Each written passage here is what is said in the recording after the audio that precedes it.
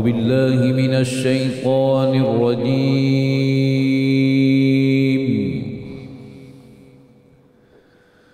بسم الله الرحمن الرحيم. ولقد نصركم الله ببدر وأنتم أذلة فاتقوا الله لعلكم تشكرون.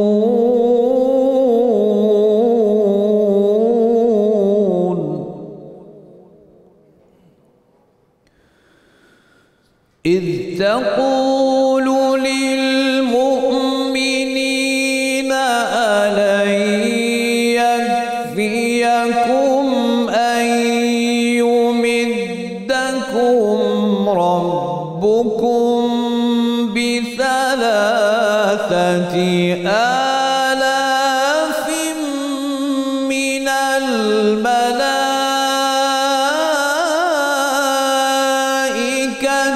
منزلين.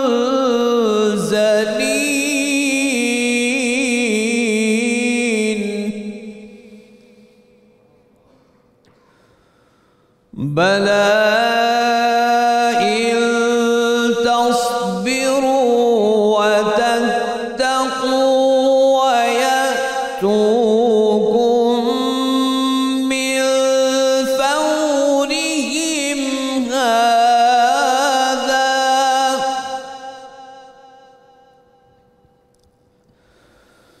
بلى إن تصبروا وتتقوا ويأتوكم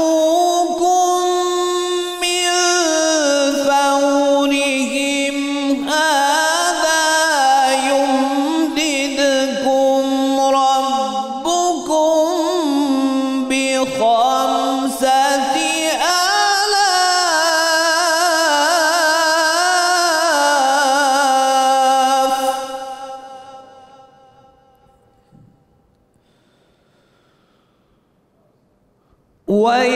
ويأتوكم من فورهم هذا يمددكم ربكم ب5,000 من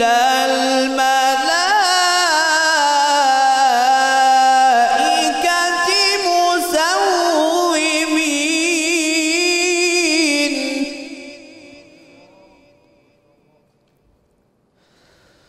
وما جعله الله إلا بشرى لكم ولتطمئن قلوبكم به. وما النصر إلا من عند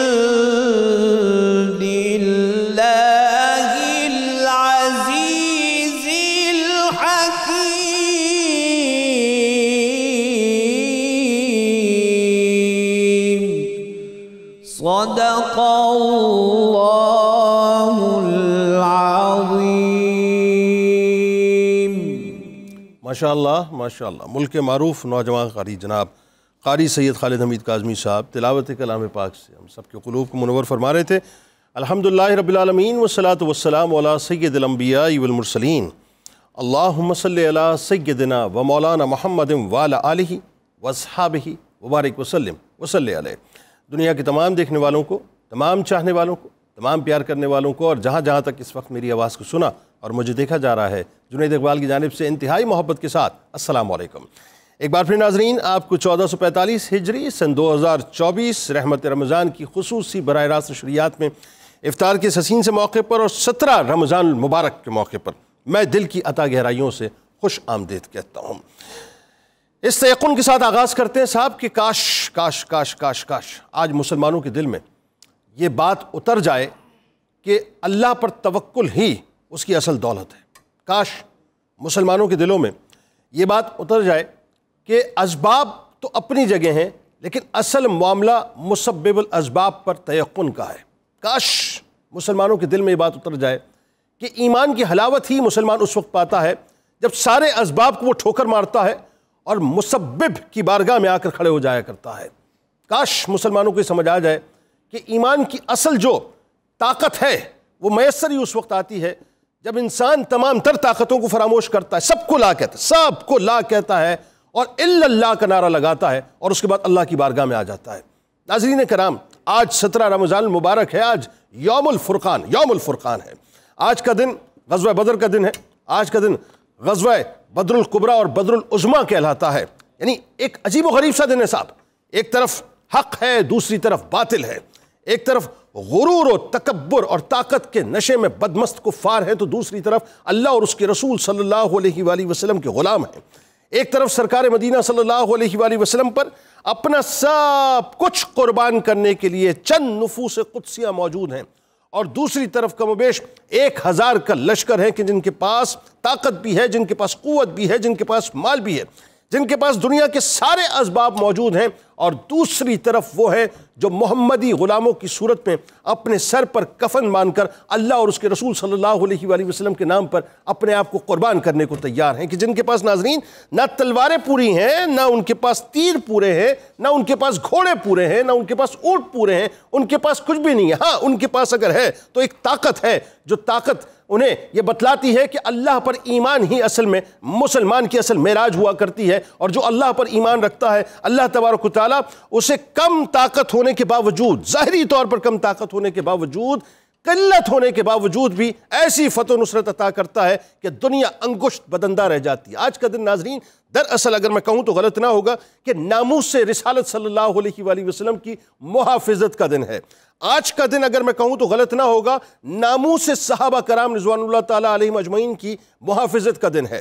آج کا دن اگر میں کہوں تو غلط نہ ہوگا جناب صدیق اکبر رضی اللہ تعالیٰ عنہ کی ناموس کی محافظت کا دن ہے۔ ناظرین آج کا دن اگر میں کہوں تو غلط نہ ہوگا جناب عبداللہ ابن مسعود رضی اللہ تعالیٰ عنہ کی ناموس کی حفاظت کا دن ہے۔ ناظرین اور اگر میں یہ کہوں تو غلط نہ ہوگا کہ آج بنیادی طور پہ اللہ تبارک و تعالیٰ نے پوری کائنات میں ایک ریڈ الرٹ جاری کر دیا ہے کہ فرشتے بھی بنیادی طور پہ مکمل طور پہ ایک ایمرجنسی کی کیفیت پہ موجود ہیں، کہ یہاں محبوب خدا صلی اللہ علیہ وآلہ وسلم موجود ہیں اور وہاں کفار موجود ہیں، یہاں امت کا فرعون موجود ہے اور وہاں رحمت للعالمین موجود ہیں، اور کیفیت یہ ہے کہ ایک ٹاکرا ہونے والا ہے جس ٹاکرے میں مسلمانوں کے پاس زنگ لگی ہوئی، زنگ آلو تلواریں موجود ہیں، شکستہ تیر موجود ہیں، ان کے پاس جو ہے وہ کھانے کو بھی صحیح طور سے اشیاء موجود نہیں ہیں، اور وہاں پر 70 80 90 اور 100 اونٹ جو ہے روز قربان ہو رہے ہیں۔ یعنی سوچیے ناظرین ذرا سوچیے اور تصور کیجئے اس بارے میں کہ یہ جو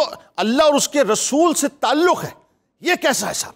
یعنی اللہ اور اس کے رسول صلی اللہ علیہ وآلہ وسلم کو تمام تر رشتوں سے جو ہے وہ اوپر اور بالا رکھا جاتا ہے کہ لا یؤمن احدکم حتی اکون احب الیہ من والدہ وولدہ والناس اجمعین کی عملی تصویر اور تفسیر دیکھنی ہے تو آج آپ کو بدر کا میدان وہ تفسیر اور تصویر دکھاتا ہوا نظر آتا ہے، کہ کہیں حضرت ابو عبیدہ اپنے والد کو واصل جہنم کرتے ہیں تو کہیں حضرت عمر فاروق رضی اللہ تعالیٰ عنہ اپنے ماموں عاص بن ہشام کو واصل جہنم کرتے ہیں، اور کہیں مصعب بن عمیر رضی اللہ تعالیٰ عنہ کے بھائی زرارہ بن عمیر قیدی بنا کے لائے جاتے ہیں، تو حضرت مصعب فرماتے ہیں کہ اور زیادہ ان کو مضبوطی سے کسنا کہ ان کے جو والدین ہیں ان کے پاس زیادہ مال ہے۔ یعنی تمام تر رشتے جو ہیں وہ ایک طرف ہیں اور اللہ اور اس کے رسول صلی اللہ علیہ وآلہ وسلم کا رشتہ ایک طرف ہے۔ اور ذرا سوچیے ناظرین کیا منظر نامہ ہے اس نورانی قافلے کا کہ 313 نکلیں، مولا کائنات مولا علی کرم اللہ وجہ الکریم مہاجرین کے پرچم کو لے کے چل رہے ہیں، حضرت سعد بن عبادہ رضی اللہ تعالیٰ عنہ انصاریوں کے پرچم کو لے کر چل رہے ہیں، رسول کریم صلی اللہ علیہ وآلہ وسلم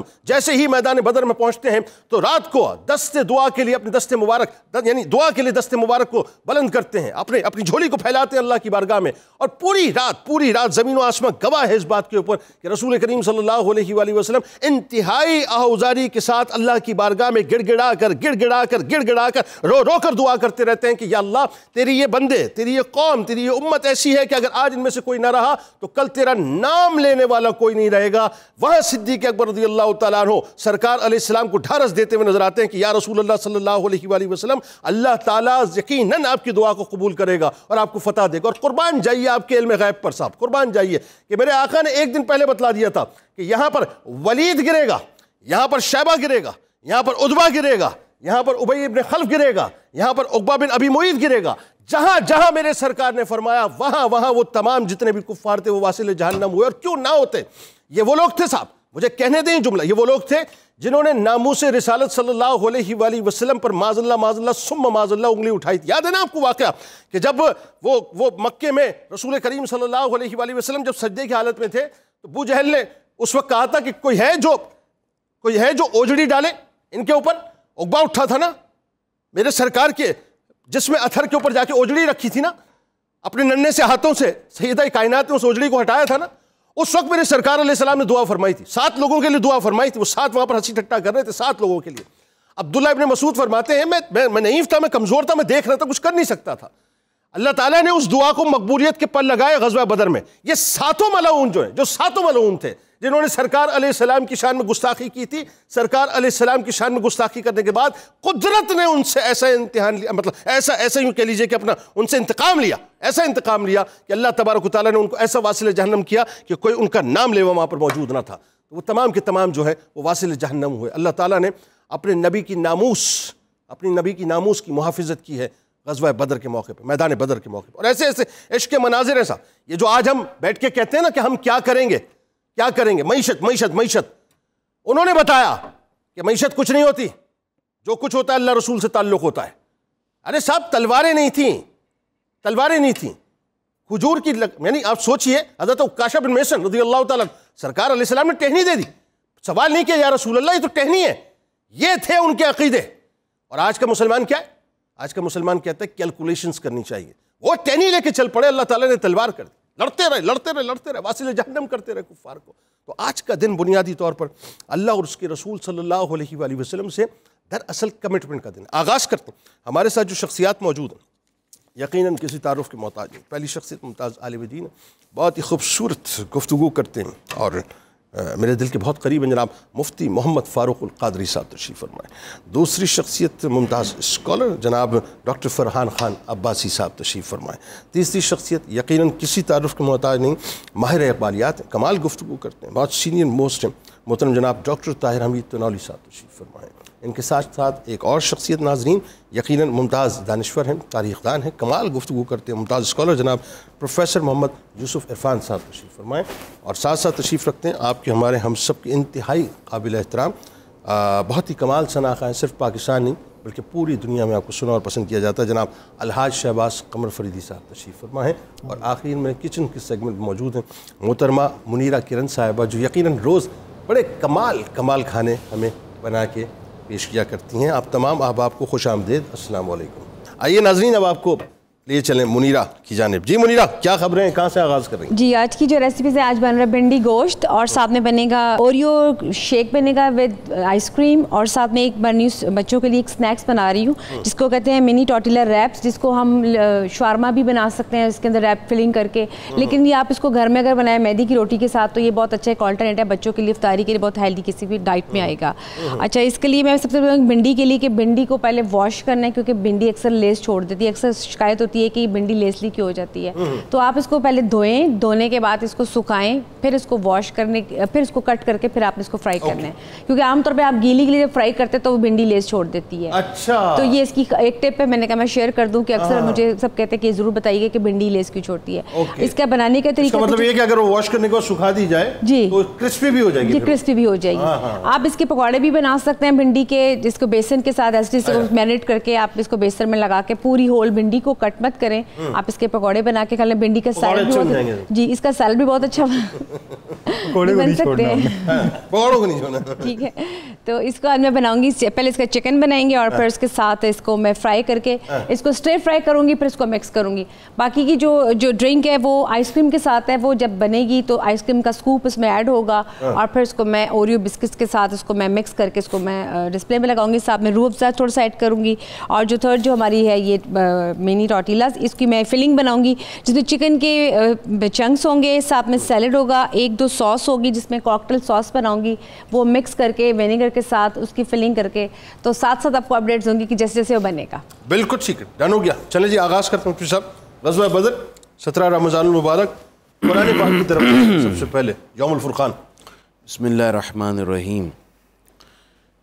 शायद ही तारीख़ के किसी मोड़ पर ग़ज़वात नबवी की डिस्कशन और उनको कौम के सामने बड़ी डिटेल्स के साथ, बल्कि पूरी उम्मत के सामने रखने की इतनी ज़रूरत हो जितनी इस वक्त ज़रूरत आ पहुंची है। बिल्कुल ठीक। हमने अमन की बातें पढ़ाकर अपनी नस्ल को बुज़दिल बना दी, पिलपिला बना दी और अपने निसाब तालीम से जिहाद और ग़ज़वात और सराया और सहाबाए कराम की जिद्दोजहद, उनकी हिम्मत, उनकी मर्दानगी की तारीख़ निकाल कर नई नस्ल के साथ मैं समझता हूँ एक ज़्यादती की है। बड़ा ज़रूरी है कि ये हिस्सा सामना लाया जाए और आज अल्हम्दुलिल्लाह हम इस अज़ीम तर काम को अंजाम दे रहे हैं। कुरान मजीद में जिन ग़ज़वात नबवी का ज़िक्र आया उनमें से पहला ग़ज़वा बदर है। अच्छा, मुझे यहाँ माफ़ी दीजिए, एक ज़रा ब्रेकिंग न्यूज़ है, वहाँ जाने लौट के सिलसिले को यहीं से जोड़ते हैं नाज़रीन, क्योंकि मैं इस चाह रहा हूँ कि कुरान पाक का जो वर्डिक्ट है वो सबसे पहले हमारे सामने आना चाहिए। बिल्कुल दुरुस्त बात है, आज के दौर में ज़्यादा ज़रूरत है कि हम ग़ज़वात को समझें, क्योंकि हमारे जो सोचों और घुटनों को कमज़ोर कर दिया गया है, इसके पीछे भी बड़ी साजिश है। इस पर बात करेंगे। दुरूद पाक पेश कीजिए।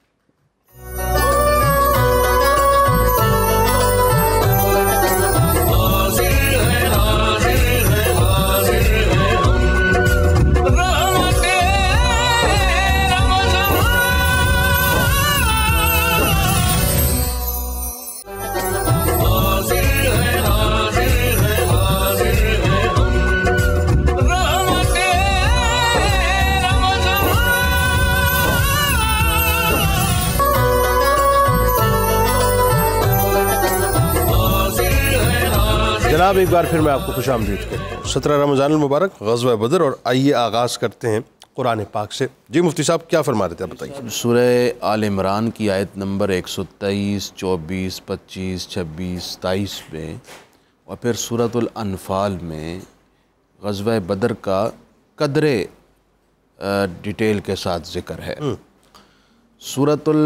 सूरह आल इमरान के अंदर आयत नंबर 123 में तो अल्लाह ताला ने फरमाया वलक़द नसरकुमुल्लाहु बिबद्रिन व अंतुम अज़िल्ला, मैं कि तुम बदर के दिन कमज़ोर थे, अल्लाह ने तुम्हारी मदद फरमाई। अल्लाह। और फिर साथ ये भी फरमाया कि अल्लाह ने 3000 फरिश्ते उतारे, और साथ ये भी फरमाया कि अगर तुम सब्र रखो तो अल्लाह ताला तुम्हारी साबित कदमी की बुनियाद पर इनकी तादाद बढ़ाकर 5000 कर देगा। अल्लाह। रसूलुल्लाह सल्लल्लाहु अलैहि वसल्लम ने इरशाद फरमाया ये जिब्राइल खड़े हैं, अल्लाह अकबर, और उनके हाथ में तलवार है और सर पर इमामा है, अल्लाह अकबर, और सवार हैं घोड़े पर, अल्लाह।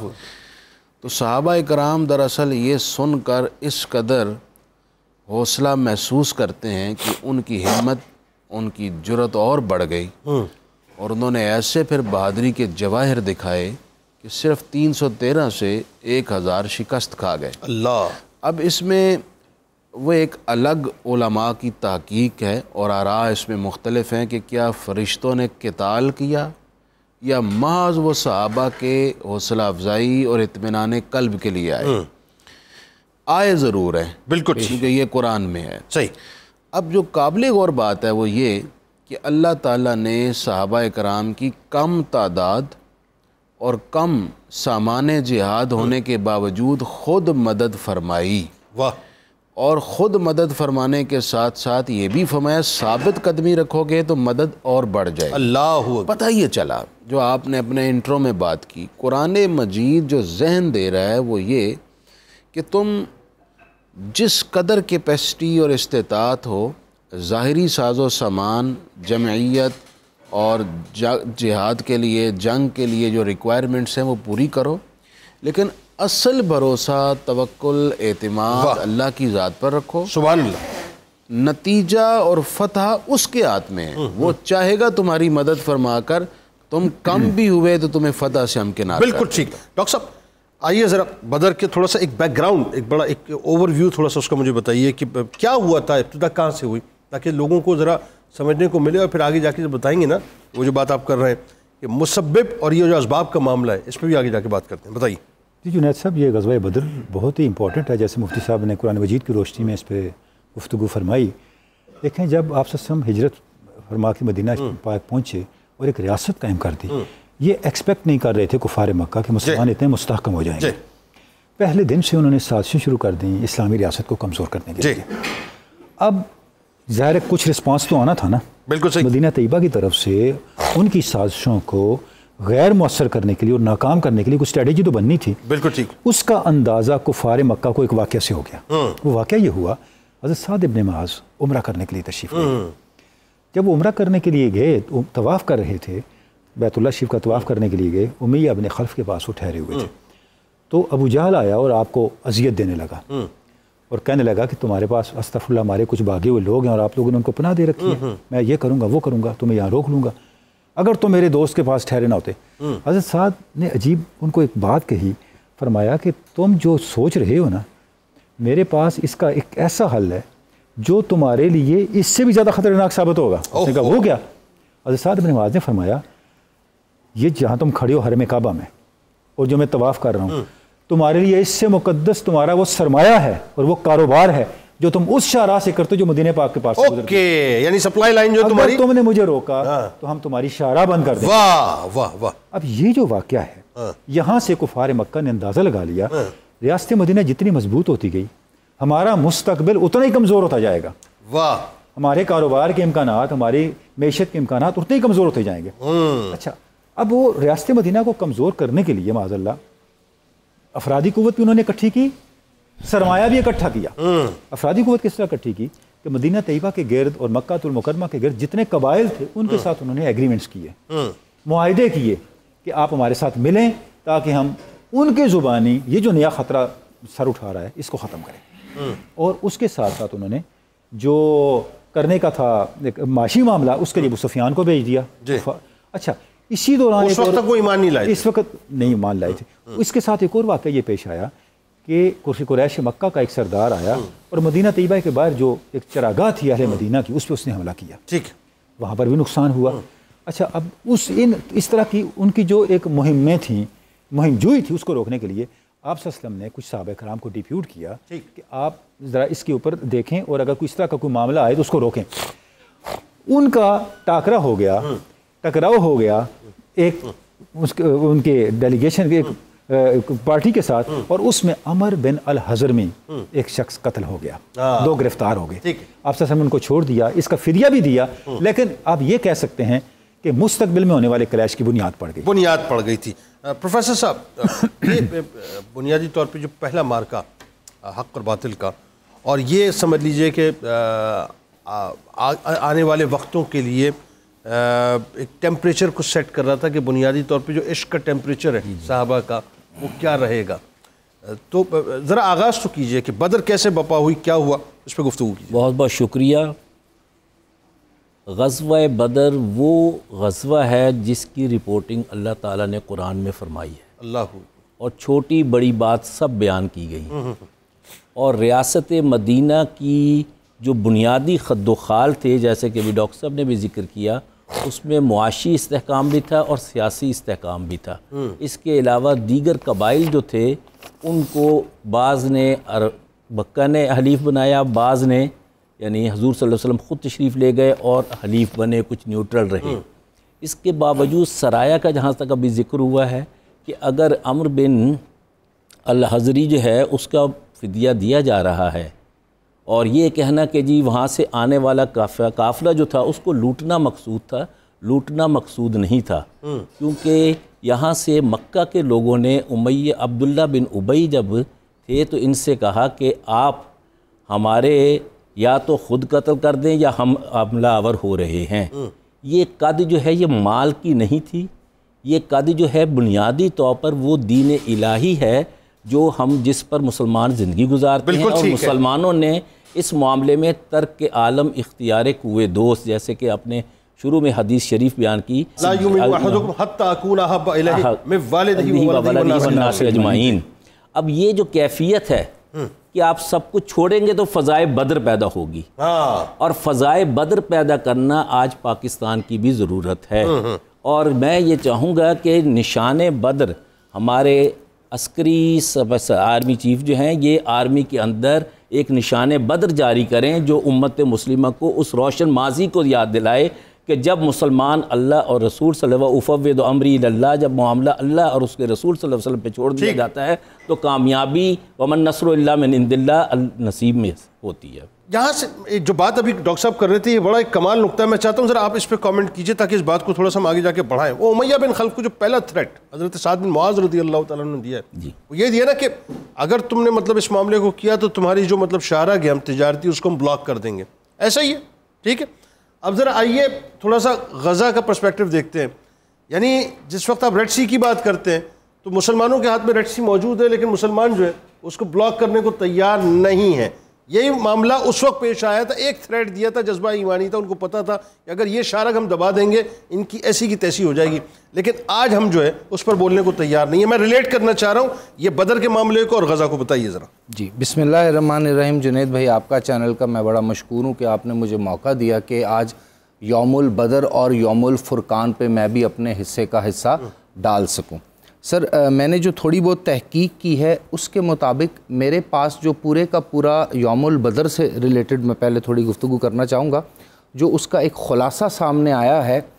نبی پاک صلی اللہ علیہ وآلہ وسلم سرور کائنات حضور اکرم صلی اللہ علیہ وآلہ وسلم خاتم النبیین کے پاس مدینے میں صرف 3 آپشنز ہی تھیں. پہلی آپشن یہ تھی کہ آپ حق بات سے ہٹ جائیں. ٹھیک, آپ نے جو اپنا دعویٰ کیا ہوا ہے اور جو پھر اس کے بعد یہاں پر ہجرت فرمائی ہے اور یہ سارا معاملہ جو کیا اس کو آپ چھوڑ دیں. دوسری آپشن آپ کے پاس یہ تھی کہ اب مکے کے اندر اور مدینے کے گرد و نواح میں اور باقی بہت سے علاقوں میں جہاں قریشی قبیلے جا کر خونریزی کر رہے تھے وہاں پر مسلمانوں کو ان کے حال پر رہنے دیں, ان کا بچاؤ کوئی بھی نہ کریں, لیکن اپنے دعوے پہ قائم رہیں. اور تیسری چیز جو نبی پاک صلی اللہ علیہ وسلم کے پاس تھی, پہلا تو دعوی نبوت, حقانیت پہ سیسا پلائی دیوار کی طرح کھڑا ہو جائیں, دوسری بات جہاد کا علم بلند کریں, اور تیسری بات قریش کا اکنامک کوریڈور, اکنامک لائن اور لنکیج اس کو توڑ دیں. ٹھیک ہے.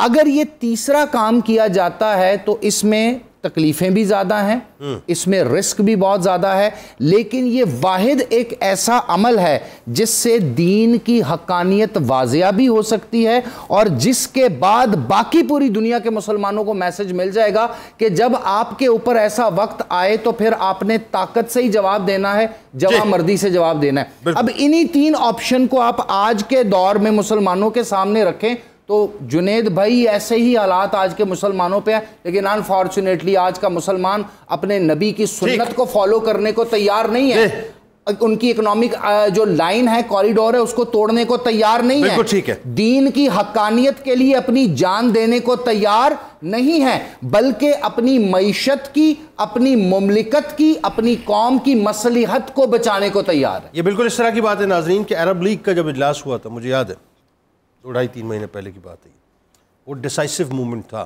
اس وقت فیصلہ ہونا تھا کہ اگر یہ اسرائیل کی جتنی بھی سپلائز ہیں اس کو بند کر دیا جائے, آئل سپلائز کو بند کر دیا جائے, معاشی مقاطعہ کر دیا جائے, ایون جو اڈے تھے امریکہ کے اس کو بھی جو ہے بالکل اپنا ریپ اپ کر دیا جائے. یہ اس وقت ڈسکس ہو رہا تھا. اس وقت یہی کام اگر یہی کام یہ جو حضرت سعد بن معاذ رضی اللہ تعالیٰ عنہ جو ایک ورڈکٹ تھا امیہ بن خلف کے سامنے, اگر اس ورڈکٹ کو سامنے رکھ کے اس وقت جو اس کی گردن دبا دی جاتی, اس کی شارک دبا دی جاتی, ریڈ سی کو بند کر دیا جاتا, اس کا باپ بھی گھٹنے ٹیکتا, لیکن ہم نے یہ کام نہیں کیا. درود پاک پیش کیجئے. لارڈ کے سلسلے کو یہیں سے جوڑتے ہیں اور آج بدر کے حوالے سے بہت کچھ باتیں آپ کے ساتھ کرنی ہیں.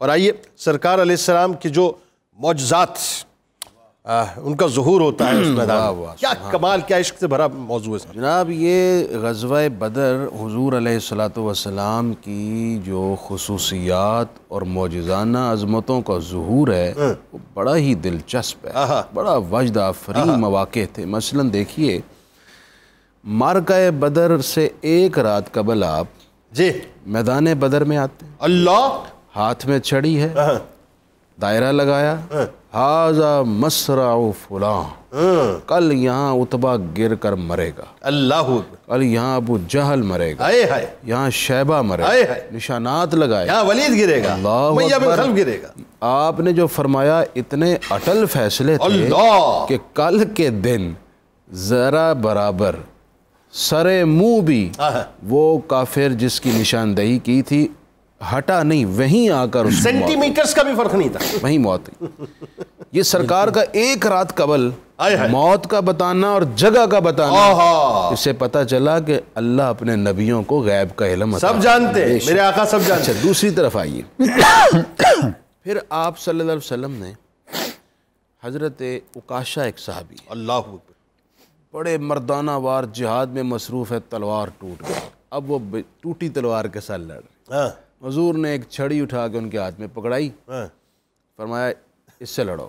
وہ کہتے ہیں میں نے اس کو یوں کیا تو وہ تلوار میں سفید تلوار، بڑی تلوار، اور اتنی تیز تلوار کہ میں گاجر مولی کی طرح کاٹتا جا رہا ہوں. اور کمال کی بات یہ ہے کہ یہ تلوار حضرت عکاشہ کے خاندان میں نسل در نسل منتقل رہی. اور اس کو کون تھا شاید، اگر میں شاید مس نہیں کر رہا تو وہ بات تک رہی، پھر وہ بات رہی. اور یہ حضرت عکاشہ کا خاندانی اعزاز تھا. اس سے آپ کہہ سکتے ہیں جو بدر کا جو آپ کہہ رہے تھے نا بدر ایوارڈ، شان بدر یہ حضرت عکاشہ کے پاس.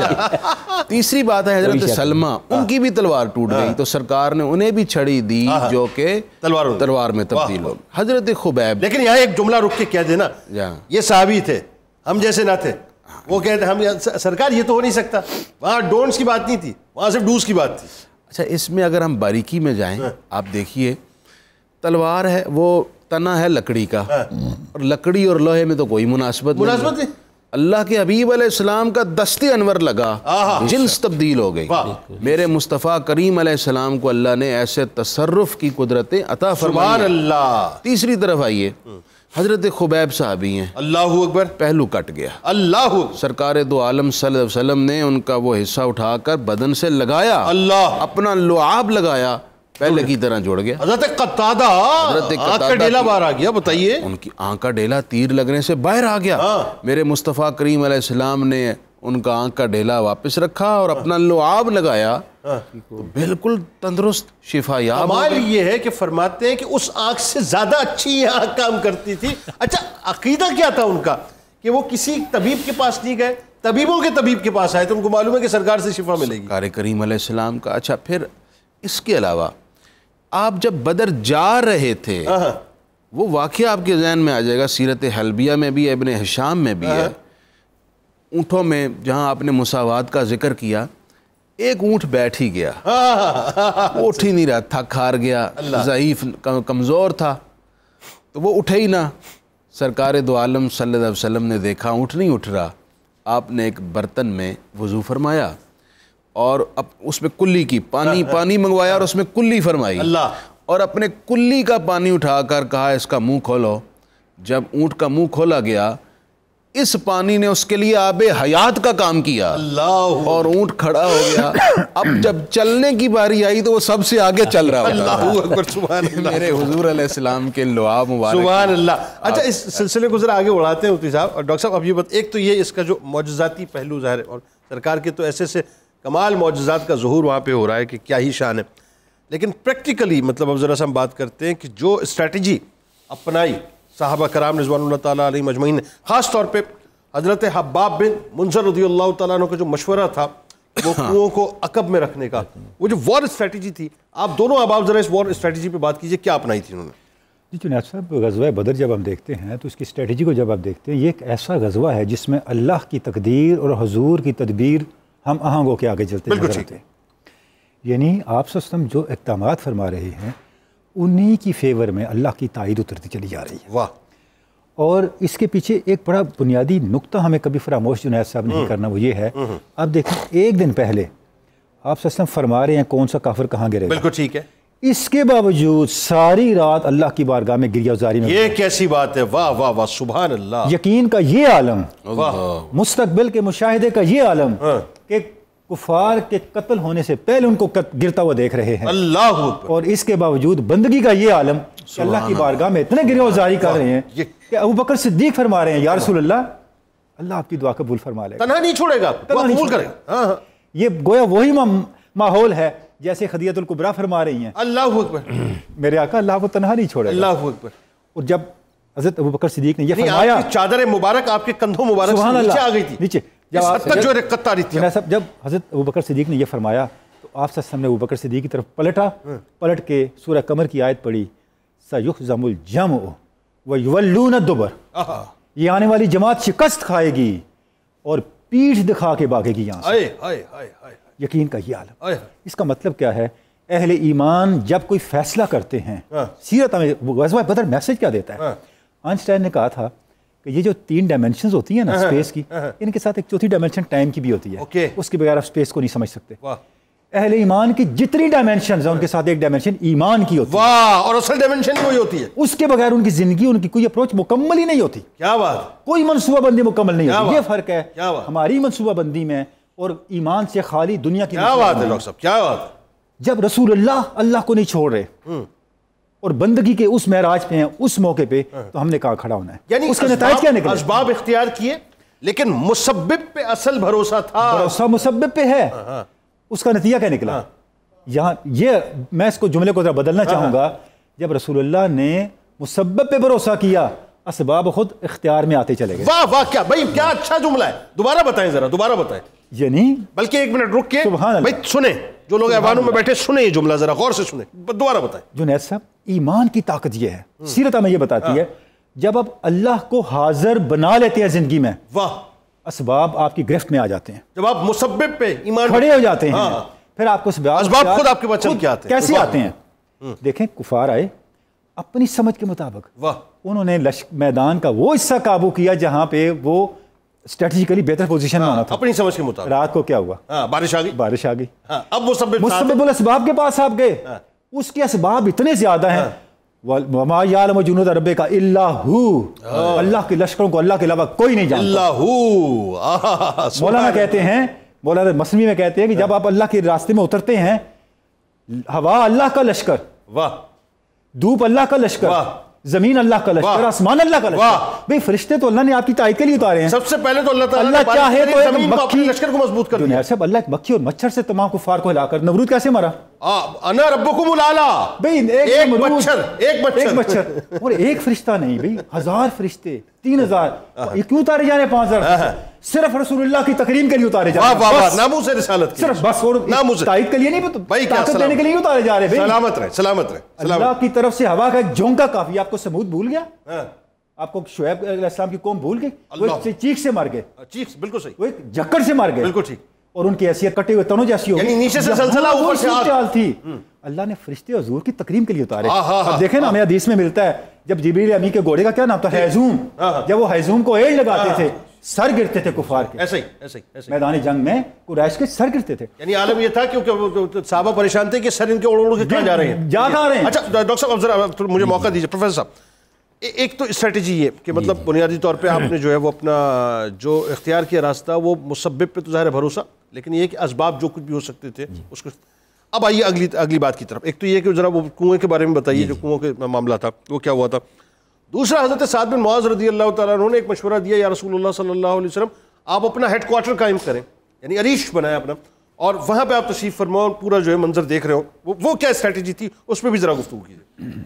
وہ سپہ سالار آج بھی کہیں بیٹھتے ہیں تو اونچی جگہ پہ بیٹھ کے دوربین سے صف بندی کو مینیج کرتے ہیں، جنگ کو مینیج کرتے ہیں۔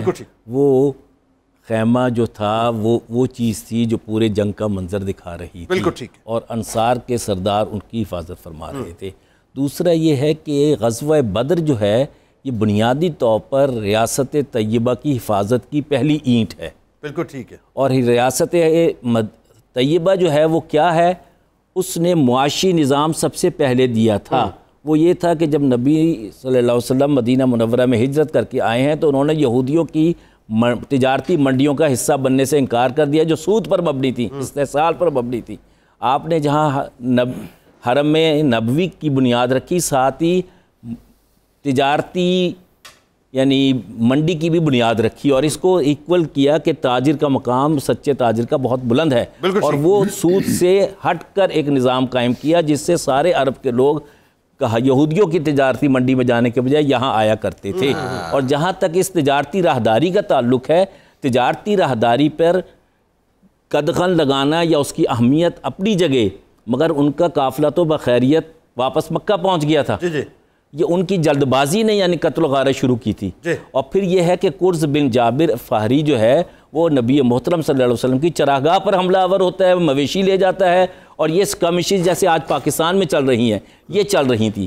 بنیادی طور پر جو غزوہ بدر کا پیغام ہے وہ یہ ہے کہ سب کچھ اللہ کی راہ میں چھوڑ دینا۔ حضرت ابو بکر صدیق رضی اللہ عنہ جو ہیں، ان کا بیٹا اس عبد الرحمن وہ کافروں کے ساتھ تھا، اور اس نے جب وہ اسلام قبول کیا انہوں نے تو کہا کہ آپ 3 بار 2 بار میری تلوار کی زد میں آئے، باپ سمجھ کر چھوڑ دیا۔ تو حضرت ابو بکر صدیق رضی اللہ عنہ نے کیا فرماتے ہیں؟ اگر بیٹا ایک بار تو آ جاتے، حضور صلی اللہ علیہ وسلم کے چچا وہاں ہیں، حضرت علی رضی اللہ عنہ کے بھائی عقیل وہاں ہیں، ان کے چچا موجود ہیں، اپنے باپ سے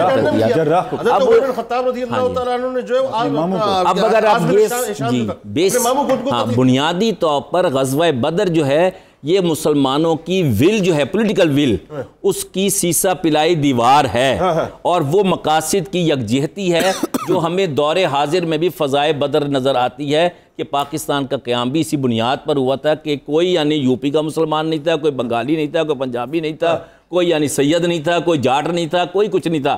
یہ وہ یکجہتی ہے جو غزوہ بدر سے میسر آتی ہے، اور ہمیں آج وہی اپنانا چاہیے۔ اللہ کرے وہ ہے نا کہ خدا کا لشکر جرار تھے وہ 313، خدا کا لشکر جرار تھے وہ 313، سپاہ سید ابرار تھے وہ 313۔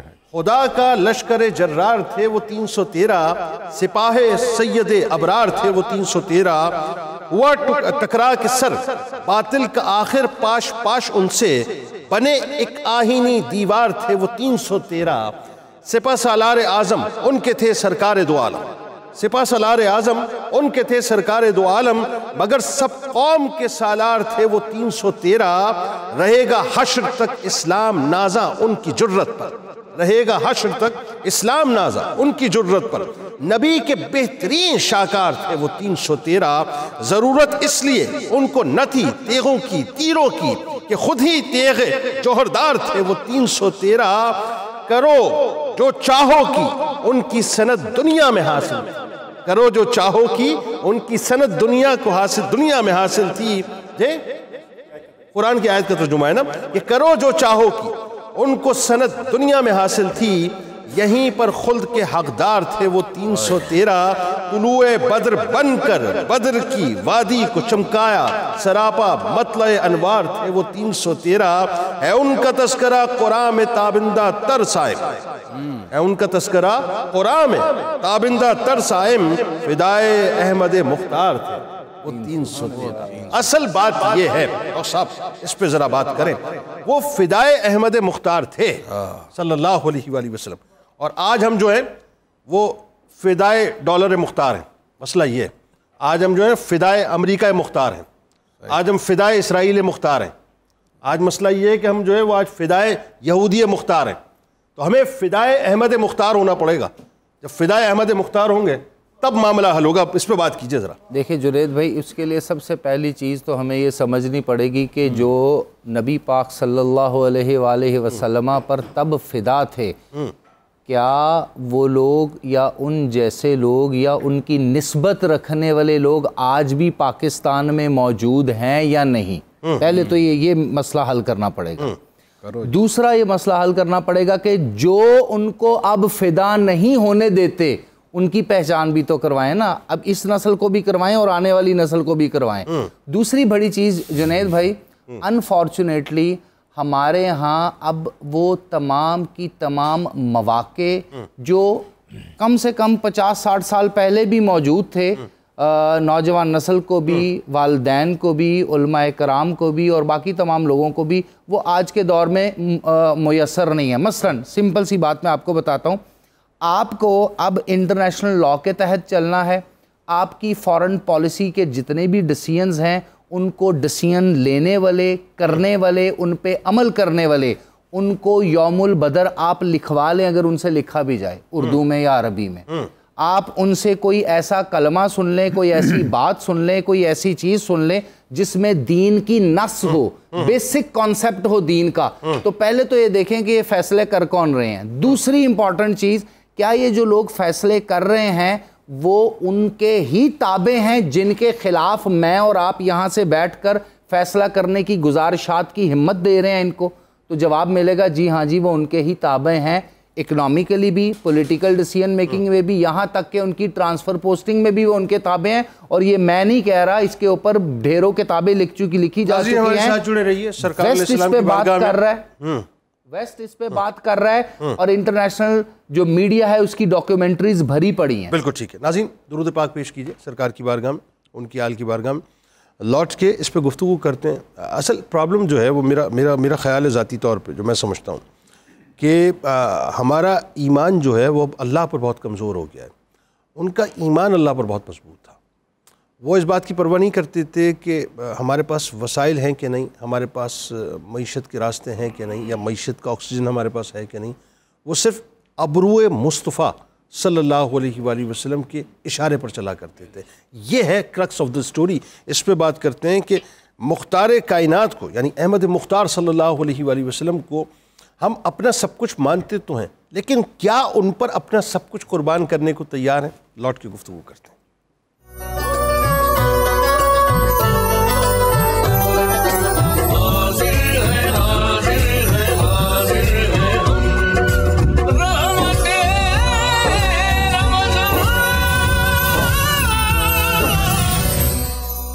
جی اپنا منیرہ کیا خبریں ہیں بتائیے، کہاں تک پہنچی؟ جی جو تھے منی ریپس وہ ریڈی کر دی ہیں، اور اس کا میں نے انڈیویجول بھی پلیٹر بنایا کہ جو ڈائٹ میں ہے وہ اس انڈیویجول بھی کھا سکتے ہیں ایز اے سیلڈ کے طور پہ۔ اور جو اوریو ملک شیک تھا وہ ونیلا آئس کریم، وہ بھی میں نے بنا دی ہے۔ اس میں آئس کریم میں نے اس میں ملک شیک میں جب ایڈ کیے تو آئس کریم اس کے اوپر فلوٹ کر رہی ہے۔ اور جو تھی بھنڈی گوشت وہ بھی ریڈی ہو گیا، وہ بھی آپ کو میں ڈسپلے میں لگا دیتی ہوں، یہ دیکھ سکتے ہیں۔ اس کو اب ہم نکالیں گے، یہ دیکھیں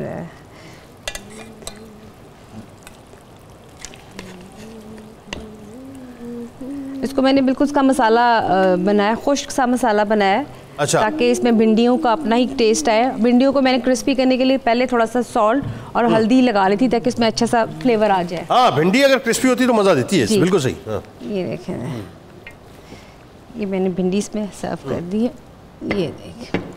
واہ، بھنڈی تندوری روٹی کے ساتھ بھی کھا سکتے ہیں، اور اگر رائس کے ساتھ کھانی ہو تو پھر آپ اس کو تھوڑا سا۔ نہیں آپ نے کیا بنایا یہ بتائیے نا۔ جی آپ نے کیا بنایا یہ بتائیے۔ میں نے روٹی کے ساتھ۔ اچھا تندوری روٹی کا آپ سجیشن دے رہی ہیں اور روٹی میں بتا رہی ہوں، آپشن میں بتا رہی ہوں کیونکہ کچھ رائس بھی پسند کرتے ہیں۔ رائس، ہاں ٹھیک ہے، بالکل صحیح، بالکل ٹھیک۔ جیسے کہ کچنار کا آپ نے مجھے کہا تھا نا، تو کچنار کی میں نے ایک انوویشن کی، کچنار بریانی، اب وہ بنانا سکھاؤں گی۔ اچھا جی کچنار بریانی، جی ہاں تو اس دن میں کھاؤں گا ضرور، بالکل صحیح ہو گیا۔ اور کیا ہے؟ بس یہ ڈسپلے میرا ریڈی۔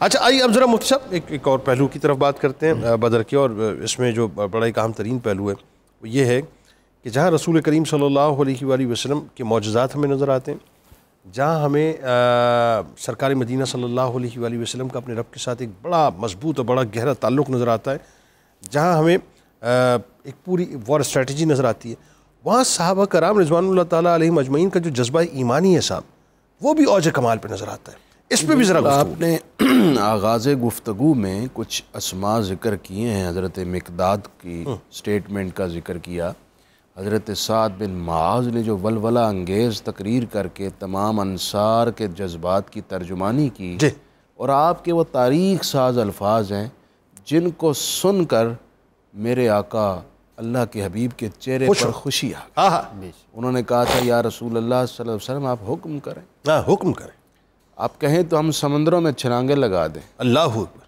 یہ نہیں پوچھیں گے کیوں، واہ واہ کیا بات ہے، ہم اپنی آل اولاد سمیت آپ پر قربان ہو جائیں۔ اور جو ایک جملہ تھا، آپ کہیں جی کہ ہم دولت لے آئیں، حضور جو دولت آپ قبول کریں گے اور آپ کے کہے پر خرچ ہوگی اس کو ہم زیادہ بہتر سمجھیں گے اس سے جو ہمارے پاس موجود ہے. یہ ہے فدائے احمد مختاری. یہ ہے. اور جناب والا وہ لمحے کیسے بھول جائیں جب عین میدان جنگ میں سب سے پہلے عتبہ شیبہ اور عتبہ کے بیٹے ولید کے مقابل حضرت علی، حضرت حمزہ اور حضرت عبیدہ آئے. حضرت ابو عبیدہ رضی اللہ. حضرت عبیدہ زخمی ہو گئے. اللہ. اس قدر زخمی ہوئے کہ آپ کا وقت شہادت آ گیا.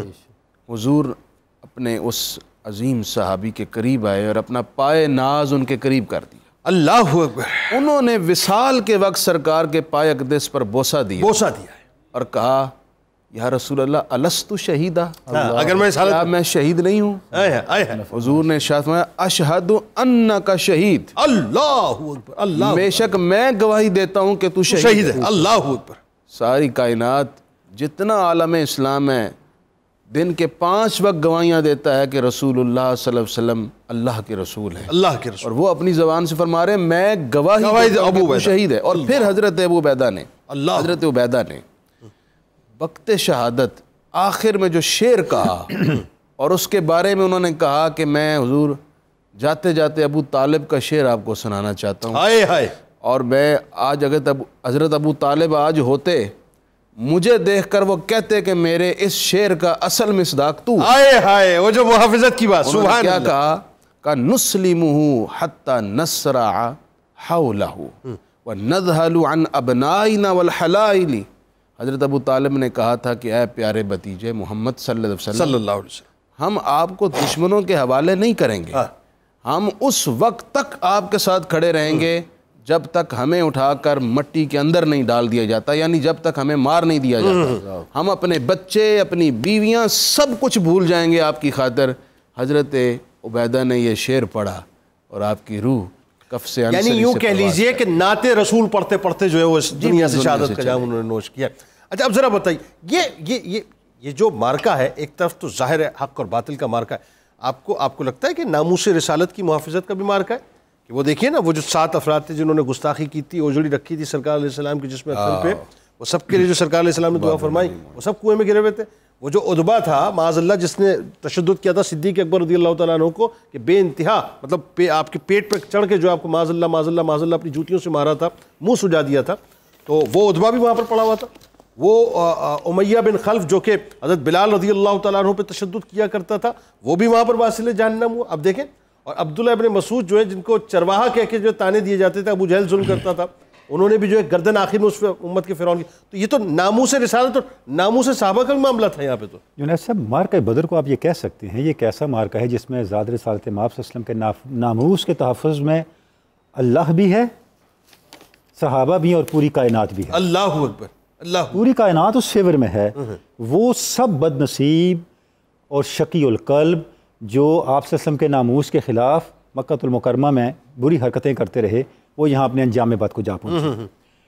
اس کے ساتھ جنید صاحب ایک اور نقطہ جو سمجھ رہے ہیں ہم نے اس پہ بڑی باتیں کی کہ اہل ایمان کو فتح کیسے نصیب ہوئی. تھوڑا سا یہ بھی سوچ لیں کفار کو شکست جو ہوئی ان میں بڑے اسباب کیا تھے. بتائیے. دیکھیں جیسے جنگ شروع ہوئی عمر بن الحضرمی کا بھائی قتل ہوا، اس کے بعد 3 لوگ نکلے. ٹھیک. مفتی صاحب نے بھی ذکر فرمایا شیبہ، ولید اور عتبہ. ٹھیک ہے. ادھر سے جو انصاری نکلے تینوں سردار تھے. Top of the line. ادھر سے جو 3 انصاری نکلے انہوں نے کہا نام بتاؤ اپنا. انہوں نے نام لیے. انہوں نے کہا تم ہمارے پلے کے نہیں، برابر کے نہیں ہو. بالکل ٹھیک ہے. تمہارے ہم پلہ نہیں ہو، ہم تم سے لڑتے ہی نہیں. اس کا مطلب یہ ہوا شکست کی بنیاد نخوت ہے. وہ غرور اور تکبر جو ہے، غرور ہے، تکبر ہے. یہ جو آپ نے اندر بت پار رکھے ہیں ان بتوں کو توڑنا ہوگا. یہ وہ بت ہیں جن کو ذات رسالت مآب نے فتح مکہ کے موقع پہ فرمایا تھا آج میں نے ان بتوں کو پاؤں تلے روند دیا ہے. ان بتوں کو روندنا ہوگا. بالکل ٹھیک. ملت اسلامیہ نے جست واحد بننا ہوگا. اگر یہ جست واحد نہیں بنتی اور اپنے اپنے بت پال کے رکھے ہوئے ہیں تو وہ پھر کبھی بھی ہم ان منزلوں تک نہیں پہنچ سکتے جن کی توقع ہم غزوہ بدر کا ذکر کر کے لگائے بیٹھے ہیں. ایسا ہی ہوگا. رکاوٹیں تو پہلے ہٹائیں نا راستے سے. بالکل صحیح. یعنی کفار مکہ کے جو عیب تھے، جو نقائص تھے، ان میں ایک بڑا نقص یہ تھا. بالکل ٹھیک. اور یہ نقص ان کے انجام تک لے گیا. اور آج وہ نقص ہمارے اندر موجود ہے. اس سے نکلنا ہے. بدرجہ اولا. دوسری بات جس طرف آپ نے اشارہ فرمایا بھی کہ آپ صلی اللہ علیہ وسلم کے ساتھ وابستگی اور آپ صلی اللہ علیہ وسلم کے اوپر یقین کا کیا عالم ہے. واہ. ایک صحابی کھڑے عمر ابن جام کھجوریں کھا رہے ہیں, کانوں میں آواز پڑتی ہے, ارشاد فرمایا آج جنت لینے کا دن ہے, جو آج شہید ہوا سیدھا جنت میں جائے گا. کھجوریں ہاتھ میں پھینک دی, سرکار جنت مل جائے گی. فرمایا میرے اور اس کے درمیان بس اتنا فاصلہ, اور میدان کارزار میں اتر گئے. اتنی سرفروشی سے لڑے, اتنے اس طرح سے جنگ میں حصہ لیا کہ اپنی جان نشاور کر دی. حضرت حارث کا واقعہ ہے, سرکار سے پوچھا جو بھیڑ میں گھس جاتا ہے سبحان اللہ, تو اس کے اپنا یہ چیز یہ ہے کیا, اس کے پیچھے کیا چیز ہے؟ ایک نقطہ ہے صرف, وہ نقطہ یہ ہے ذات رسالت مآب کے اوپر یقین, اللہ آپ کے فرمان پاک کو کائنات کی سب سے بڑی حقیقت سمجھنا. صبح سورج طلوع ہوتا ہے, یہ جھوٹ ہوگا, حضور کا فرمان اور سوال ہی نہیں, یہ ہم اپنی آنکھوں سے دیکھ رہے ہیں سورج کو طلوع ہوتا, اس سے بڑی حقیقت حضور ہے, میرے وجود سے بڑی حقیقت حضور کا بالکل صحیح. اس یقین پہ آنا ہے. دوسرے لفظوں میں اس وقت کفار کی جو سپریم پاور تھی, مطلب اس کو ڈھیر کر کے رکھ دیا مسلمانوں, کوئی شک نہیں.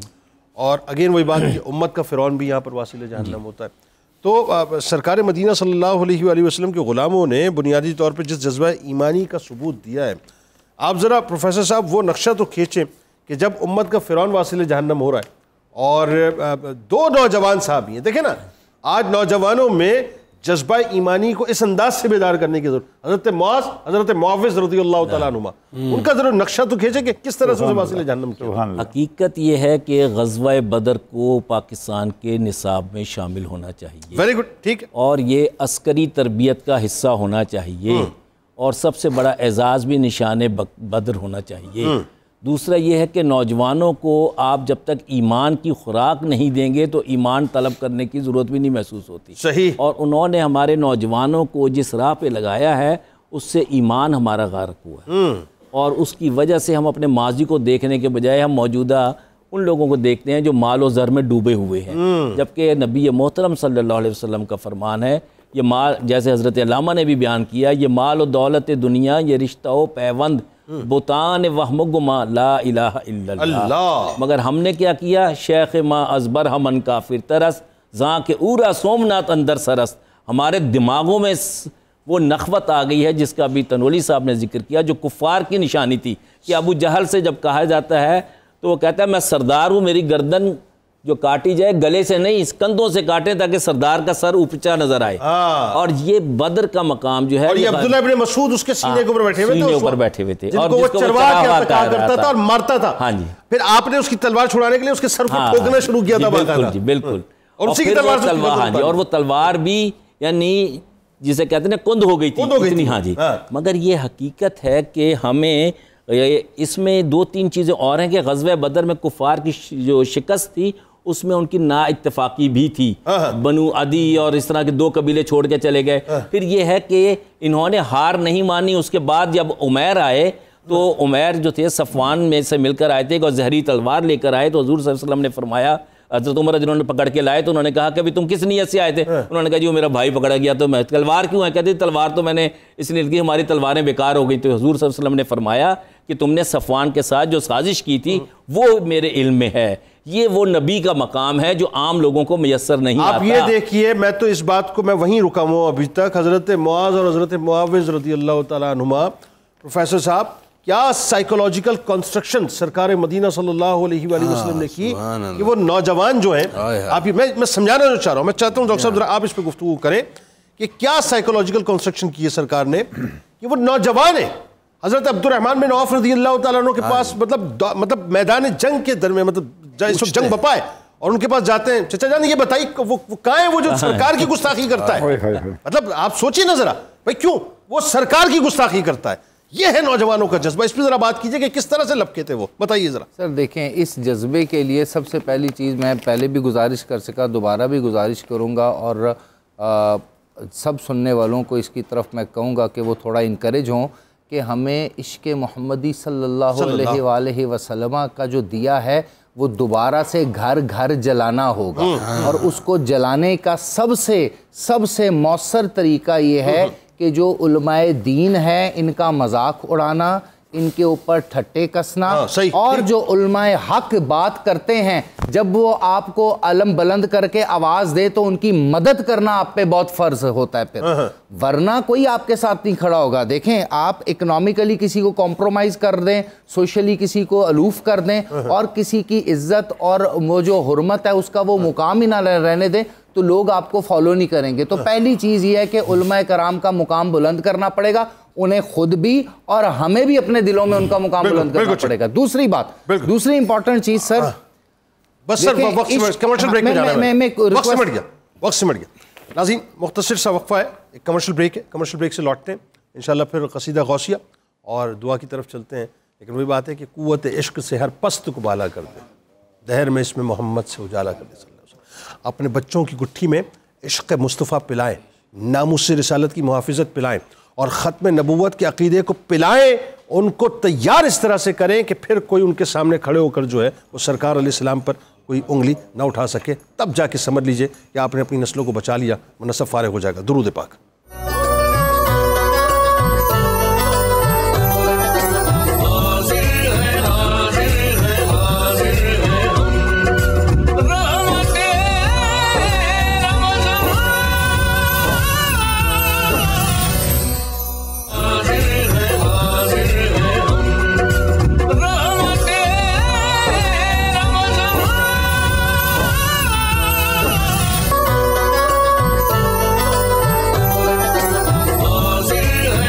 جناب ایک بار پھر میں آپ کو خوش آمدید کہتا ہوں, اور آئیے آپ کو بلا توقف آپ کے کچن کی طرف لیے چلتے ہیں. اور منیرہ بتائیے کیا خبریں.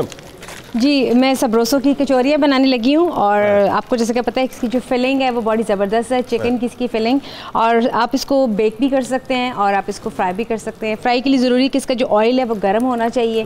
ٹھنڈے آئل میں ڈالیں گے تو کچوری جو سی ہے وہ اچھی طرح سے نہیں بیک ہوگی, نہ فرائی ہوگی, کیونکہ ٹھنڈے آئل میں ڈالنے سے سارا آئل اس کو کچوری کو اس کو سوگی کر جائے گا.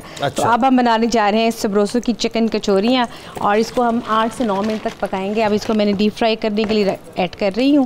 یہ دیکھیں ذرا تھوڑا سا اب یہ ہلکا ہلکا ہوتا جائے گا. اس کو ہلکا سا فرائی کروں گی. اس کو گولڈن فرائی کرنے آپ نے 3 سے 4 منٹ ایک سائڈ کے اور 3 سے 4 منٹ دوسری سائڈ کے لیے, یعنی ٹوٹل 7-8 منٹس میں جو ہے بہترین کچوریاں تیار. جی, اور اس کے لیے آپ کو آئل گرم پری ہیٹ ہونا چاہیے. ہاں ٹھنڈے آئل میں نہیں. ہاں ٹھیک ہے, بالکل ظاہر ہو تو, ورنہ وہ آئل تو ڈالیں گے تو کچوری ان سے خراب ہو جائے گی. ہاں بالکل ٹھیک ہے, بالکل. تو یہ آج ہم چکن کچوری بنا رہے ہیں اپنے افطاری کے ٹائم کے لیے. آپ اس کو منٹ ساس کے ساتھ کھائیں یا آپ اس کو املی کی چٹنی کے ساتھ کھائیں, دونوں سے آپ کچن کچوری کھائیں. اور سبروسو کے سارے فوڈز جتنے بھی فروزن ہیں بہت مزیدار ہیں, اور افطاری ٹائم کھائیں, اسنیکس ٹائم کھائیں, چاہے آپ ڈنر کے ساتھ کھائیں, آپ اس کو ہر طرح سے میل کے کھا سکتے ہیں. بالکل ٹھیک, بالکل ٹھیک ہو گیا. آئیے قصیدہ غوثیہ ناظرین مفتی صاحب کے ساتھ سنتے ہیں اور اجتماعی دعا میں بھی شامل ہوتے ہیں. الرحمن الرحیم اللہم صلی علی سیدنا و مولانا محمد معدن الجود والکرم والہ وبارک وسلم. یا شاہ جینا یا شاہ جینا یا شاہ جینا یا شاہ جینا. سقانی حبک سات البسانی فقلت لخمرتی نحوی تعالی سعت ومشت لنحوی فی کؤوس فهمت بسکرتی بین الموالی فقلت لصائر الاقطاب نموا بحالی وادخلوا انتم رجالی وهموا واشربوا انتم جنودی فساق القوم بالوافی ملالی شربتم فضلتی من بعد سکری ولا نلتم علوی واتصالی مقامكم العلا جمع ولكن مقامي فوقكم ما زال عالي. أنا في حضرة التقريب وحدي يصرفني وحسبي ذو الجلال. أنا البازي واشهب كل شيخ ومن ذا في الرجال يعطي مثالي. كساني خلعة بالطراز عز وتوجني بتيجان الكمال واطلعني على سر قديم وقلدني وعطاني سؤالي وولاني على الأقطاب جمعا فحكمي نافذ في كل حال. يا شاهدينا يا شاهدينا يا شاهدينا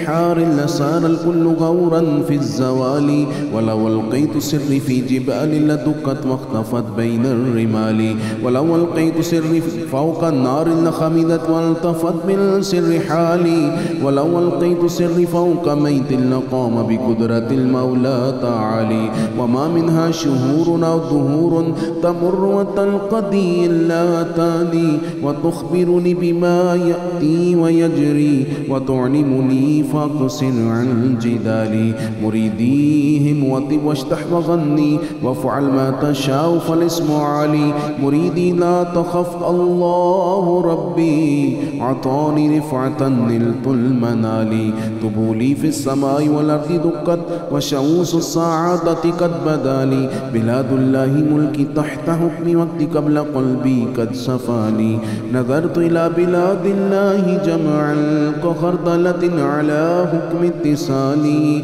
وكل ولي له قدم وإني على قدم النبي بدر الكمال مريدي لا تخف واش فإني عزوم القاتل عند القتال أنا الجيلي محي الدين اسمي وعلامي على رأس الجبال أنا الحسن والمخدع مقامي وقدامي على عنق الرجال وعبد القادر المشهور اسمي وجدي صاحب العين الكمال تقبلني ولا تردد سؤالي أغثني سيدي انظر بحالي يا شاهدين يا شاهدين يا شاهدين يا شاهدين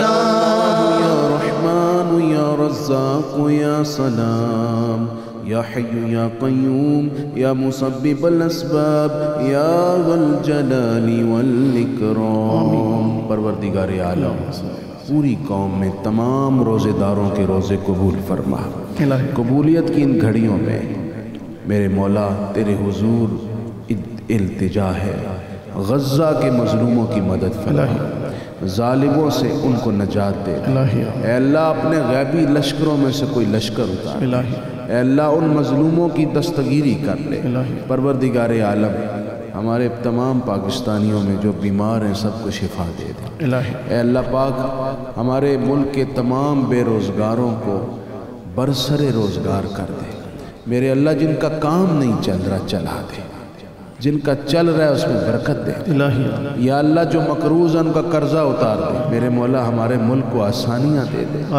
یا اللہ ہمارے ملک کی زمین میں ہوا میں اداروں میں کاروبار میں ہر شعبے میں لا تعداد اور انگنت برکات کا ظہور فرما یا اللہ ہماری افواج کی ہمت اور حوصلے میں اضافہ فرما آئے دن جو ہماری سرحدوں پر کشیدگی ہو رہی ہے یا اللہ اس ملک کو جو لوگ عدم استحکام کا شکار کرنا چاہتے ہیں انہیں اپنے ہر پروگرام میں ناکام کر دے یا اللہ اس ملک کو ناقابل تسخیر بنا یا اللہ ہمارے ملک کو سر بلندی عزت اور ایسی طاقت بخش کہ یہ ملک تمام اقوام عالم کی قیادت کرے یا اللہ پاک خصوصی طور پر ہمارے تمام بچے بچیوں کو ہمیشہ ٹریک پر رکھنا اپنے ماں باپ کی عزت میں اضافہ کرنے کا باعث بنانا یا اللہ پاک خاص طور پر تیرے حضور درخواست ہے کہ اس وقت عید قریب ہے جو جن حضرات نے ابھی تک اپنی زکوٰۃ نہیں نکالی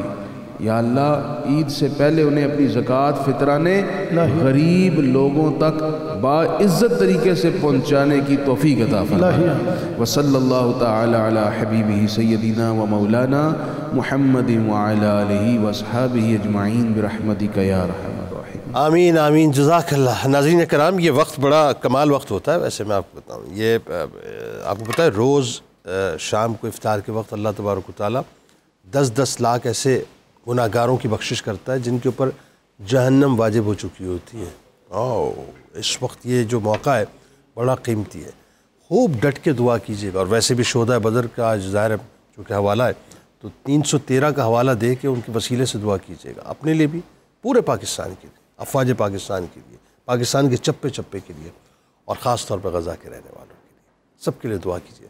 اللہ تعالیٰ بس امت کو ایک بھی کر دے, اور ہمارے اندر یہ جو بدری سوچ ہے, اللہ کرے بدری سوچ اور اپروچ ہمارے اندر پیدا ہو جائے کہ ہم صرف اللہ ہی پہ توکل کریں اور بس اسی پر توکل کریں. انشاءاللہ آپ سے وقفے کے بعد دوبارہ ملاقات ہوتی ہے.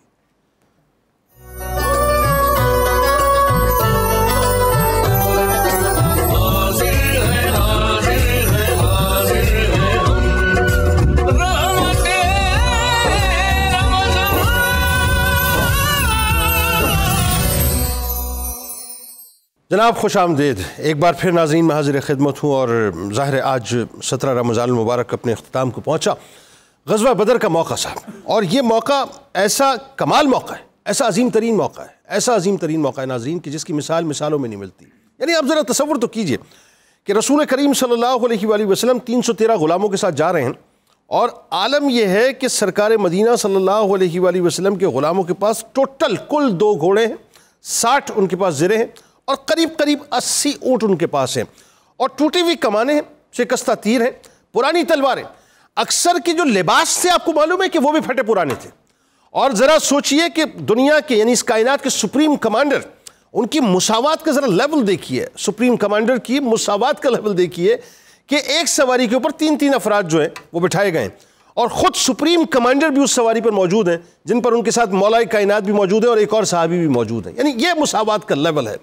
اور تصور کیجئے کہ جو ایمانی طاقت کا معاملہ وہ 4 مصروں میں پرو دیا نا, کہ تھے ان کے پاس 2 گھوڑے, 6 زرے, 8 شمشیریں. پلٹنے آئے تھے یہ لوگ دنیا بھر کی تقدیریں, نہ تیغ و تیر پہ تکیا, نہ خنجر پر, نہ بھالے پر بھروسہ تھا تو ایک سادی سی کالی کملی والے پر.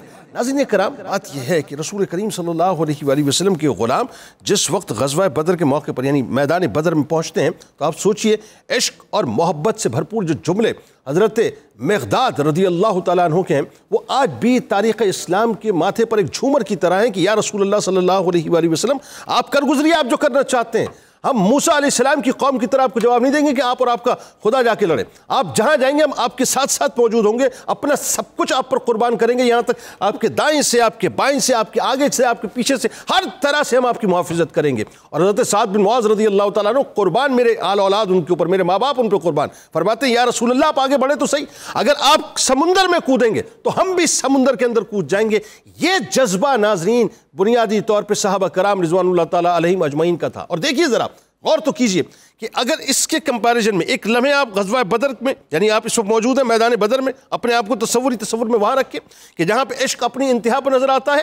اور آج صورتحال کیا ہو گئی ہے ہماری کہ آج ہم اگر مگر بٹ کے اندر الجھے ہوئے, وہاں غزہ کے رہنے والے مستقل امت کو پکار رہے ہیں.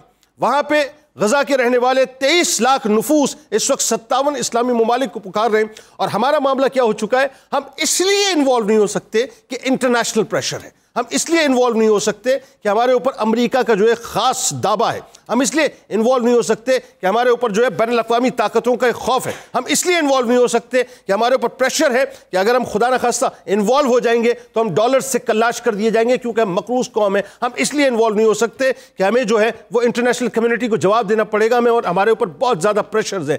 رسول کریم صلی اللہ علیہ وآلہ وسلم نے بتلایا کہ جو اللہ اور اس کے رسول پر ایمان رکھتا ہے نا, وہ پھر کسی پریشر کی پرواہ نہیں کرتا, وہ اللہ پر تیقن کر کے میدان میں اتر جایا کرتا ہے. مفتی صاحب ذرا بتلائیے, یہ جو تصور ہے صاحب کہ ہمارے پاس طاقت ہوگی تو ہم کودیں گے, ہم مضبوط ہوں گے تو کودیں گے. بدر والوں نے تو یہ بتلایا کہ پیروں میں ان کی چپلیں نہ تھیں, کپڑے پھٹے ہوئے تھے, لیکن وہ اتر گئے تھے میدان کے اندر. بتلائیے. یہ صاحب آپ بالکل درست فرما رہے ہیں. غزوہ بدر کا پس منظر, پھر احوال, اور آج کا عہد اور غزہ پر ظلم, یہ اتنی مطابقت ہے اس میں کہ یہ رمضان شاید ہمیں اہل غزہ کے حق میں اٹھ کھڑے ہونے کا ایک بڑا طاقتور پیغام دے رہا ہے. اللہ تعالیٰ نے قرآن میں جب مدینہ طیبہ میں صحابہ ہجرت کر کے آ گئے تو رسول اللہ پر وحی اتاری, اُذِنَ لِلَّذِينَ يُقَاتَلُونَ بِأَنَّهُمْ ظُلِمُوا, کہ جن کو پر بار بار ظلم کیا جاتا رہا ہے 13-15 سال سے, مکہ میں 13 سال سے ظلم ہو رہا ہے. فرمایا کہ اب ہم اجازت دے رہے ہیں کہ اب وہ اپنی مدافعت کے لیے تلوار اٹھا لیں. اللہ, یہ اذن جہاد ملا. اس سے پتہ ہی چلا کہ دنیا کی قتل و غارت گری کی بدترین داستانیں اور مسلمانوں کا اپنے دفاع میں اور ظلم کے خلاف تلوار اٹھانا یہ آپس میں مترادف نہیں ہے. اس پہ زمین و آسمان کا فرق ہے. اور پھر جب ظلم کے خلاف مسلمان اٹھ کھڑا ہوگا, اگرچہ اس کی تعداد قلیل ہو, دشمن کثیر ہو, اس کے پاس وسائل کم ہوں, دشمن کے پاس زیادہ ہوں, اگر جذبہ ایمانی کے ساتھ کھڑا ہوگا, توکل علی اللہ کے ساتھ کھڑا ہوگا, پوری جد و جہد کے ساتھ کھڑا ہوگا, تو پھر نصرت الہی شامل ہوگی. بدر والوں کو فتح ملی تھی, آج غزہ کے حق میں کھڑے ہونے والوں کو بھی ملے گی. ساری دنیا مل جائے. غزوہ احزاب دیکھیں, سارا کفر جمع ہو گیا تھا, مسلمانوں کو فتح ہوئی کہ نہیں؟ آج بھی اگر سارا کفر اکٹھا ہو جائے اور ادھر مسلمان جمع ہو کر اللہ پر بھروسہ کر کے مظلوموں کے حق میں کھڑے ہو جائیں, تو یہ یاد رکھیں کہ مادیت ہی سب کچھ نہیں ہے. اللہ رب العزت کی نصرت, اس کی حمایت سب کچھ ہے. بات وہی ہے اس پر بھروسہ کر کے کھڑا ہوں, اس پہ بھروسہ کر کے. اور پھر ہوتا کیا ہے؟ ہوتا یہ کہ پھر حضرت جبرائیل علیہ السلام بھی زرد عمامہ پہنے گھوڑے پر سوار ہو کر تشریف فرما ہوتے ہیں. اللہ تعالیٰ 1000, 3000 اور 5000 فرشتوں کو اتار دیا کرتا ہے. لیکن بات وہی ہے, اللہ پر ایمان ہونا چاہیے. سرکار علیہ السلام کی بارگاہ میں درود پاک پیش کیجئے. کراچی اور اس کے مضافات میں افطار کا وقت ہوا چاہتا ہے, آپ اپنا افطار کیجئے جی 17واں, اور انشاءاللہ لوٹ کے گفتگو کو یہیں سے جوڑتے ہیں.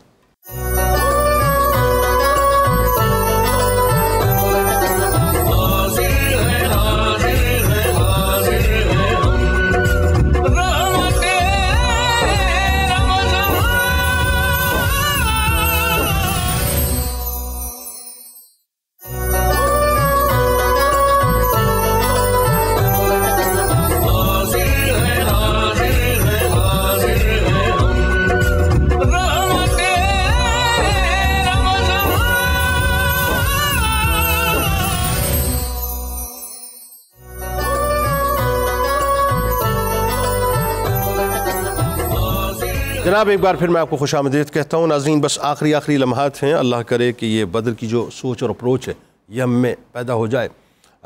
فائنلی ڈاکٹر صاحب, آپ غزوہ بدر اور غزہ آمنے سامنے رکھیں اور بتائیے کہ جی کیا کرنا چاہیے مسلمانوں کو. سر پہلے تو میں جسارت کروں گا کہ اقبال کا اس پہ موقف بیان کر دوں. اقبال فرماتے ہیں کہ محمد سے وفا تو نے تو ہم تیرے ہیں. Very good. یہ جہاں چیز کیا ہے لوہو قلم تیرے ہیں. یہ جہاں چیز ہے کیا لوہو قلم تیرے ہیں. بدر اس چیز کی غمازی کرتا ہے کہ ابو جہل نے صبح کے وقت کہا تھا کہ آج یوم الفرقان ہوگا ہمارے لیے اور دیکھیں گے کہ حق پر کون ہے. شام میں معلوم پڑ گیا کہ یوم الفرقان کس کے لیے تھا. پہلی چیز. دوسری چیز, جب ہم دیکھتے ہیں غزہ کو, تو غزہ کے معاملے میں بھی ابھی میں نے اور آپ نے اس چیز پر آپ سمجھ لیں یہ فیصلہ کرنا ہے کہ کیا نبی پاک صلی اللہ علیہ وآلہ وسلم کی حدیث مبارکہ نہیں ہے. حضرت عائشہ صدیقہ رضی اللہ تعالی عنہا فرماتی ہیں کہ نبی پاک صلی اللہ علیہ وسلم نے فرمایا جزیرۃ العرب میں 2 دین اکٹھے نہیں ہو سکتے, تو ہم ان 2 دینوں کو اکٹھا کیوں ہونے دے رہے ہیں, 2 وے آف لائف کو اکٹھا کیوں ہونے دے رہے ہیں, اور جتنے بھی مسلمانوں کا وہاں پر جو جینوسائیڈ ہو رہا ہے اس کو ہم صرف اور صرف زبانی جمع خرچ سے چلائیں گے. چلیں بات آگے بڑھاتے ہیں, فائنلی ریپ اپ کرتے ہیں. سر مجھے بتائیے کہ بدر اور غزہ. بہت مختصر میں عرض کروں گا. علامہ نے کہا تھا کہ صدق خلیل بھی ہے عشق, صبر حسین بھی ہے عشق, مارکہ وجود میں بدر و حنین بھی ہے عشق. بالکل ٹھیک. غزوہ بدر کا ایک میسج ہے, آپ ظاہر اور باطن کے تضاد کو ختم کریں. جب تک ہم ٹرانسپیرنسی نہیں لے کے آئیں گے اللہ کے ساتھ, اپنے ساتھ, ذات رسالت مآب کے ساتھ اور اس امت کے ساتھ, ہم کبھی دلدل سے نہیں نکل سکتے. بالکل ٹھیک ہے. جب ہم کس کو دھوکہ دے رہے ہیں, اس دھوکے سے نکلیں. جب تک ہم, سب کو پتہ ہے حقیقت کیا ہے, سب جانتے ہیں کہ پس دیوار کون ہے, اگر یہ ماننے پہ تیار کون ہے, لیکن ڈاکٹر صاحب مجھے خوف, میں نے اس خوف کا اظہار کل بھی کیا ہے پروگرام میں, اور خاکم بدین میں دوبارہ وہ اظہار کر رہا ہوں. مجھے خوف ہے خدا نہ خواستہ, کیونکہ جھوٹے تو ہیں, مکر و فریب اور جعلسازیاں تو ان کا کام ہے, خدا نہ خواستہ کہیں یہ ایسا کوئی مطلب ایونٹ نہ بنا دے کہ اندر جو ہے وہ اپنا فلسطینی جہادی موجود ہیں یا حماس کے لوگ موجود ہیں مسجد اقصیٰ کے اندر, اور خدا نہ خواستہ چونکہ کھوکھلی تو بنیادی تو کھوکھلی کر رہے ہیں وہ, اللہ نہ کرے کوئی جو ہے ایسا اٹیمپٹ ہو جائے اوور نائٹ کہ جی مطلب مسجد جو ہے وہ شہید ہو جائے, اور ہم ایک تیسری عالمی جنگ کی طرف جو ہے یا کسی بڑے فتنے کی طرف جو ہم آگے بڑھ جائیں. مجھے ایسا لگتا ہے کہ ہمیں اٹھ کھڑے ہونا چاہیے. اب جنید صاحب دیکھیں کمزوری جارحیت کو دعوت دیتی ہے، دنیا کا اصول ہے، بالکل ٹھیک، یہ وارفیئر کا پرائمری پرنسپل ہے، کمزوری ہمیشہ جارحیت کو دعوت دیتی ہے، جب آپ ظلم کو نہیں روکیں گے تو ظلم بڑھتا جائے گا۔ بالکل ٹھیک ہے، بالکل ٹھیک۔ فائنلی پروفیسر صاحب کیا فرمائیں؟ بہت بہت شکریہ۔ حضرت علامہ کا فرمان ہے لال این چمن آلودہ رنگست ہنوز سپر ازدست مئی انداز کے جنگست ہنوز مارکہ بدر کا محاذ آج بھی قائم ہے۔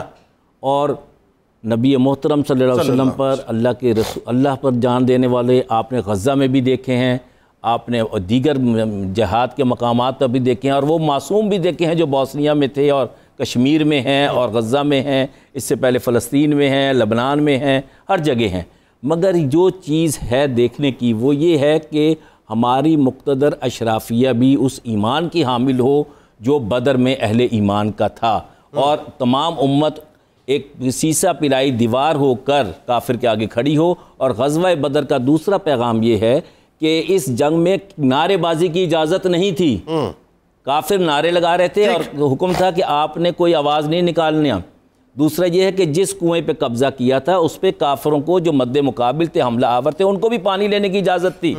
یعنی انسانی حقوق کا اس وقت بھی بحال رکھا گیا۔ یہودیوں کو ہم سے زیادہ ہمارے بارے میں پتہ ہے، کوئی شک ہی نہیں۔ شاید بھائی ایک جملہ ان سے تو اب ان کی زبان میں بات کریں، بات یہ ہے ایک جملہ میں کہنا چاہتا ہوں، فضائے بدر سے جو پیغام ہے، صرف احتجاج کرنے سے حق نہیں ملتا، حق لینے کے لیے تلوار اٹھانی پڑتی ہے۔ بس ٹھیک، بالکل ٹھیک ناظرین، بالکل بالکل اصل بات یہ بات یہاں پہ ختم ہوتی ہے۔ اجازت دیجیے، رات انشاءاللہ سحری کے وقت ملاقات ہوگی۔